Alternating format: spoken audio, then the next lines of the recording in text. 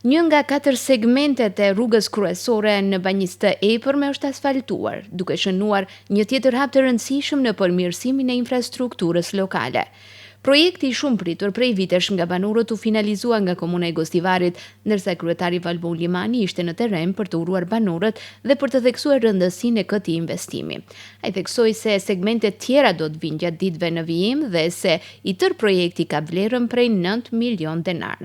Segmenti I ri me gjatësi prej 230 metrash pritet të lehtësojë ndjeshëm qarkullimin dhe të rrisë sigurinë për të gjithë banorët që e frekuentojnë çdo ditë. Sot vizitojmë fshatin Banjica e Epërme, promovimi një segmenti nga 4 pjesë të cilat janë planifikuar në Banjicën e Epërme. Ky segment ka dikun gjatësi 230 metre. Do të vazhdojnë edhe ato 3 pjesët tjera në ditëve në vijim, varësisht prej kushteve atmosferike.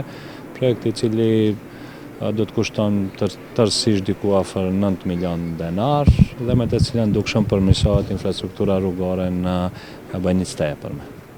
Kuptojmë se në mbledhjen e fundit të Këshillit që u mbajt ditën e premte, këshilltarët votuan për programën zhvillimore të vitit të ardhshëm, e cila sipas sqarimeve të sektorit për investime dhe zhvillim, gjatë vitit 2026, Komuna e Gostivarit pritet të realizojë 60 projekte në vlerë prej 900 milion denar, duke prekur kështu me investime të gjithë sektorët.